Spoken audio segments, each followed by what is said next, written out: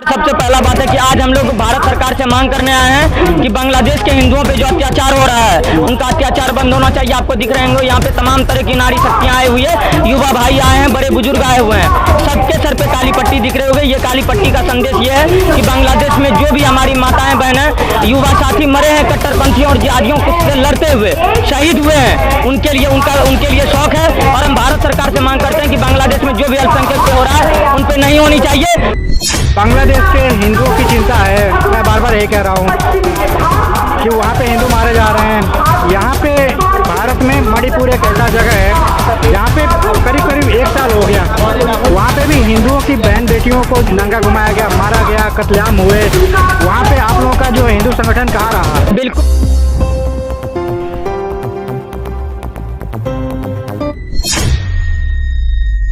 बांग्लादेश में अल्पसंख्यकों के मानवाधिकारों का हनन बंद करो।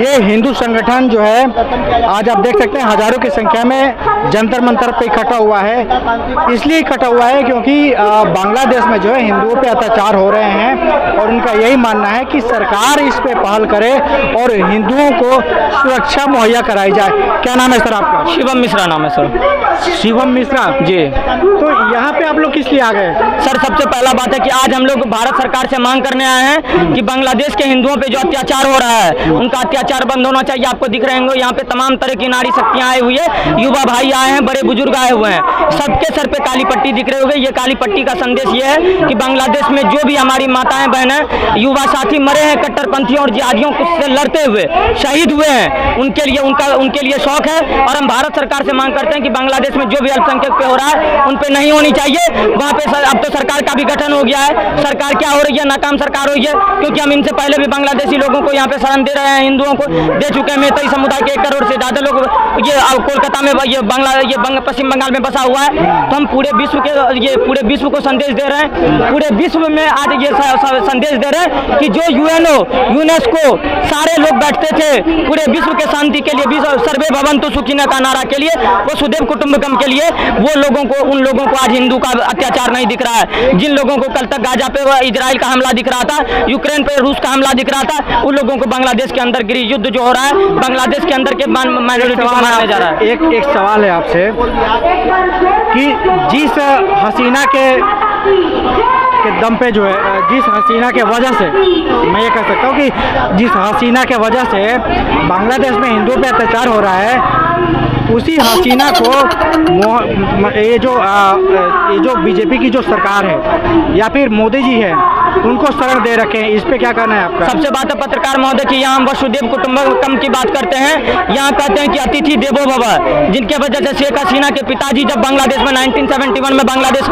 आज़ाद हुआ था, मुजीबुर रहमान जब बने थे वहाँ के प्रधानमंत्री, तो उन्होंने बांग्लादेश में सारे समुदाय के लोगों को संगठित रखा। तो आज हम लोग उन्हीं के लाज की वजह से, और जब तक पश्चिम बंगाल में शेख हसीना थी, बांग्लादेश में शेख हसीना का सरकार था, वहाँ के हिंदुओं पे अत्याचार नहीं हो रहा था, वहाँ के हिंदुओं के साथ कुछ नहीं हो रहा था। इसीलिए इसी वजह से भारत की सरकार आज शेख हसीना को दे रही। और सबसे बड़ा बात तो है कि आज उस सारे 56 देशों पर एक सवाल है कि जो कहते थे कि इस्लाम 56 इस्लामिक देश जो कहते थे कि हम सारे जो है किसी से नहीं डरते हैं, हम सारे लोग एकजुट हैं। आप ये बताओ कि आज शेख हसीना भी इस्लाम धर्म के होते हुए वो भारत में क्यों पनाह ले रहा है, वो 56 इस्लामिक देश क्यों नहीं गया? क्योंकि इनको पता है कि जो वहाँ हो रहा है, नगण्य प्रदर्शन हो रहा है बांग्लादेश में, ये सारे इनके जिहादी कट्टर मानसिकता वाले लोगों की पहचान। तो ये कहा जा रहा है कि इसलिए शरण ले रही है क्योंकि ये हसीना के मोदी जी दोस्त हैं, ठीक है? तो दोस्त के चक्कर में वहाँ पे हिंदू मारे जा रहे हैं, ये कहा जा रहा है। भाई साहब, इनके दोस्ती के चक्कर में वहाँ पे हमारे हिंदू मारे जा रहे हैं। तो इमरान खान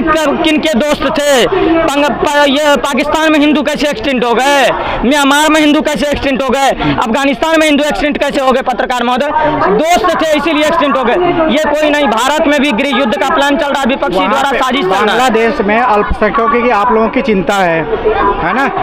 बांग्लादेश के अल्पसंख्यक मतलब हिंदू, वहाँ पे हिंदू अल्पसंख्यक है, यहाँ पे मुस्लिम, बौद्धिस्ट, क्रिश्चियन, ईसाई यहाँ पे अल्पसंख्यक है। तो यहाँ का जो मुस्लिम है, इनके बारे में क्या ख्याल है आपका? यहाँ पे भारत में मुस्लिम अल्पसंख्यक कैसे? पत्रकार महोदय, पाकिस्तान की आबादी 23-24 करोड़ है और भारत की आबादी 28 करोड़ है, तो अल्पसंख्यक कैसे हो गया?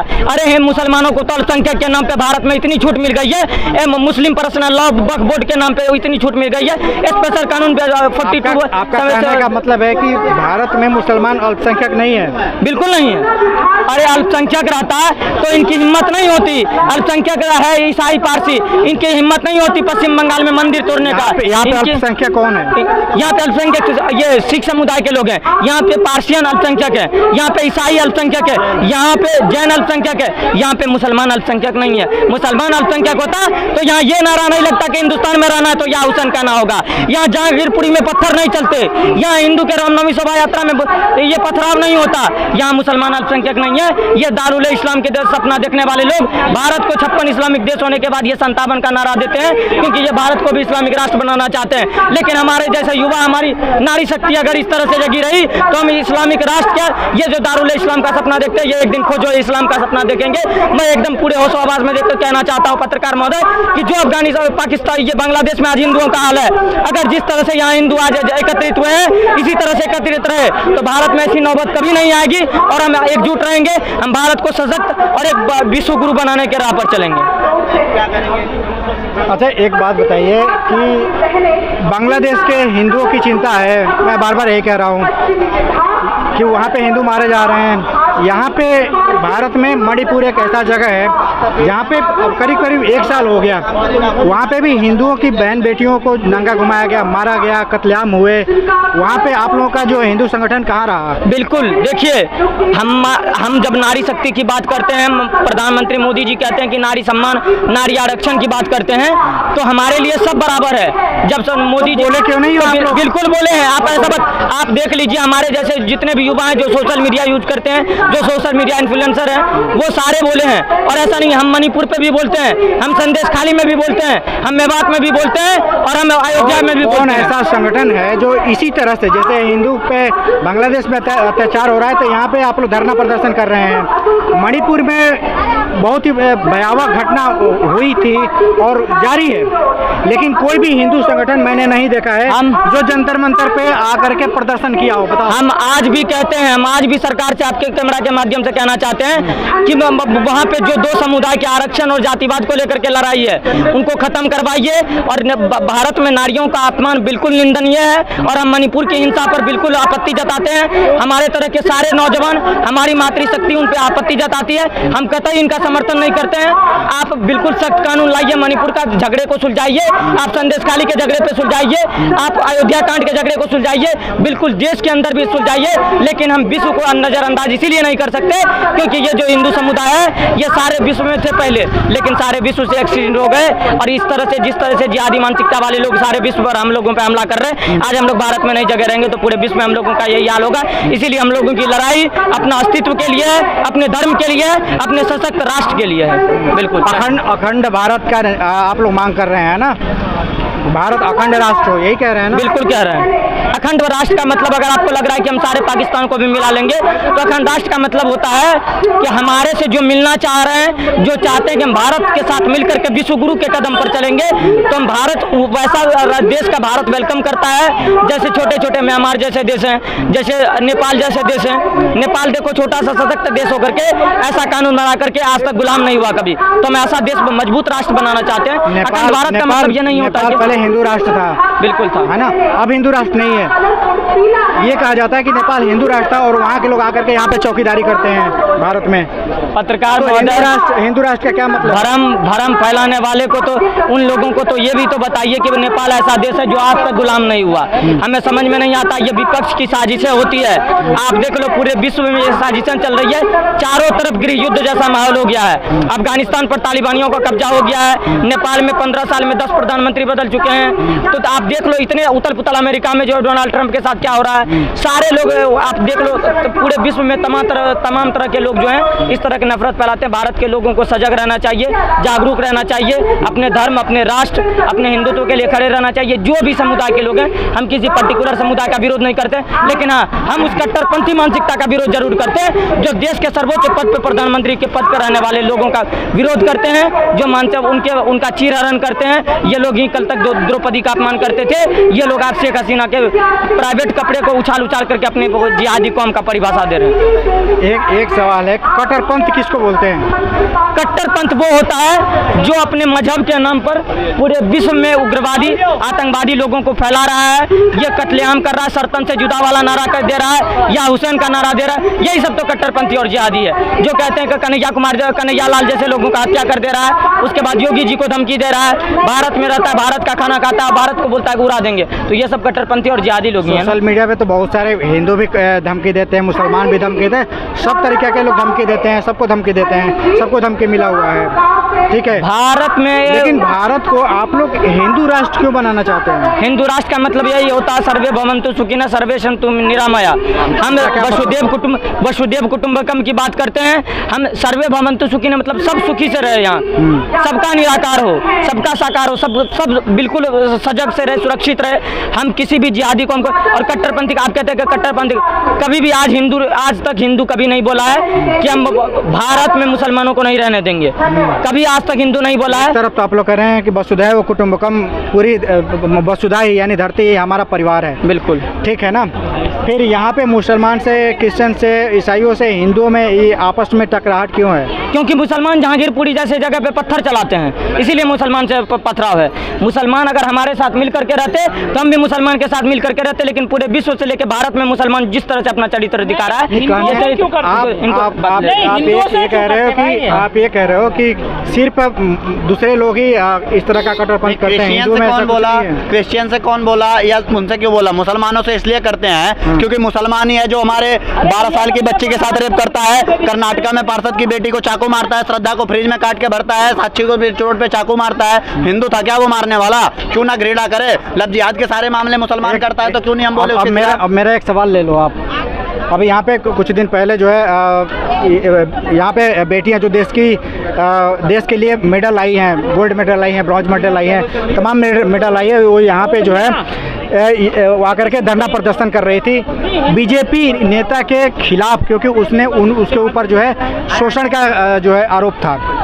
आपके एक बीजेपी का जो नेता था उस पर जो है एक बेटी को रेप करके उसके पूरे परिवार को ख़त्म कर देने का आरोप, ठीक है, लेकिन वो बरी हो जाता है। बताओ तो, इन पे क्या कहोगे? तो उस पे हम कैसे फैसला दे सकते हैं? कोर्ट जांच करेगी, उस पे वो फैसला देगी ना, जो भी सही गलत होगा। लेकिन अगर कोई हमारे धर्म के खिलाफ गलत आवाज उठाएगा तो हम तो उस पे आवाज उठाएंगे, जाहिर सी बात है। और आप कह रहे हो ना दिल्ली मेरा ये कहना, अभी मेरे भाई ने बोला कि किसने बोला है जय श्री राम, मैं बोल रहा हूँ इसी दिल्ली में किसी ने नारा लगा दिया था कि हिंदुस्तान में रहना है तो जय श्री राम कहना है, तो सारा रब्बीस कुमार, खब्बीस कुमार सबकी पतलून गीली हो गई थी, सारी मीडिया उठ के आ गई थी। आज के डेट में अमेठी की सड़कों पे खुलेआम नारे लगाए जा रहे हैं कि हिंदुस्तान में रहना है तो या हुसैन कहना है। किस मीडिया रिपोर्टर ने आके बोला है? किसने बोला है? कभी रब्बीस कुमार का आवाज उठाया इस पे?